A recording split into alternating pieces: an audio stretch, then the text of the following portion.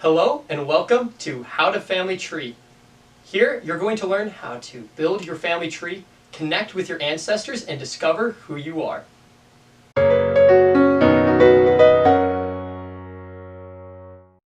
Hello, my name is Elder McNatt, and today we're going to show you something really exciting, how to connect with your family. In today's episode, we're going to go over the basics of how to get started creating your own family tree. Now, some of you may be wondering, what is a family tree? Well, a family tree is a visual representation of how you connect with your ancestors and with your descendants. And like a tree, it starts out with you, splits off to your parents, then your grandparents, then your great-grandparents, and on and on. And like a tree, it just keeps growing. The primary tool that we'll be using is FamilySearch.org. FamilySearch is the world's largest online free database, and it contains over 1 billion records.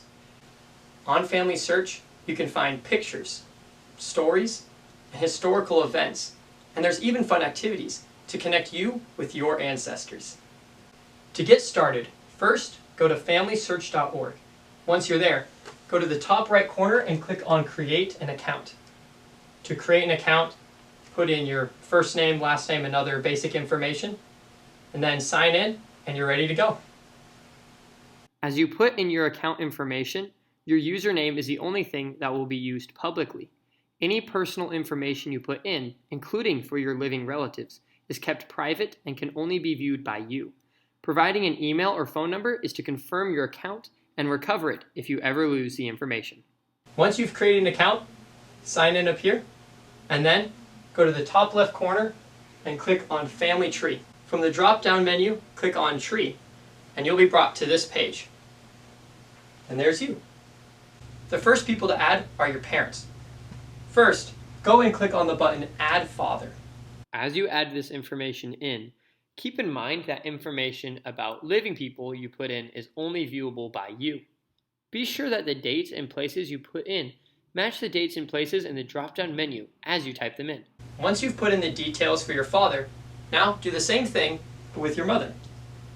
For women, instead of their married name for the surname, put in their birth name, because this is how it's going to show up on Family Tree. Once you've put in the information for both of your parents, do the same thing but with your grandparents. Now we understand that at some point you're not going to have all the information readily available for all of your ancestors. So what can you do when you get to that point? Well, there are many resources available for you. Some of those could include talking with living relatives. We're doing some online research and many more. And we're going to go over all of those in more detail in a future episode. Once you've put in the information for a deceased relative, FamilySearch will look through its record database and see if it finds a match.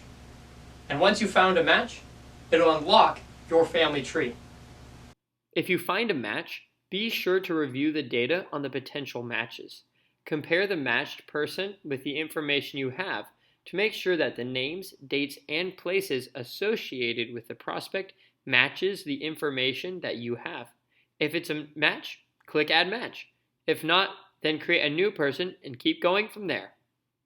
With a little effort and maybe some help from us, I'm confident that you will be able to unlock your family tree. A few years back, I was on FamilySearch, and I was looking at my great-grandparents because I had never met them before. And I found my great-grandfather, Ernest. Ernest was an officer in the Navy back in World War II. And I knew that, but I didn't have much information about him besides that. But when I was on FamilySearch, I found this picture of him that I hadn't seen before. And that meant something to me because I could see what he looked like, which I've never seen a picture of him before. And I started looking at his face and seeing how we both look alike. And on him I noticed that he had a Navy coat on. And I knew that my dad had a similar Navy coat in his closet. And so later I went and asked my dad about it. And he told me that that coat was my grandfather's. So I took that coat and I put it on me, and I felt like my grandfather in the Navy. And it was very powerful experience for me because I felt physically connected with my great-grandfather who I had never met before. And it was definitely a very special experience for me. And that kind of experience is waiting for you as you go on this path to connect with your ancestors. Once you've connected with that shared family tree and it's expanded your own line, there's another way to view it. That's called the fan chart. To view the fan chart, go to the top left corner and go in the drop-down menu and click on Fan Chart. And this is what it'll look like. It's got you in the center and all of your ancestors expanding in all directions. And you can see just how much that you've accomplished in a short period of time. In next week's episode, we're going to go over how to find those more specific details about your ancestors, just like I shared in my story about my great-grandfather Ernest. If you get stuck at any step along the way, we're here to help. You can connect with us on our Facebook page, and the link will be found in the description. So if you ever get stuck, you can message us directly there, and you can get connected with a missionary like me or someone else that can help you one-on-one to create your family tree. Now, before you leave, make sure to hit the subscribe button and click on the notification bell so that you'll receive updates for all of our weekly content. Thank you so much, and we'll see you next week.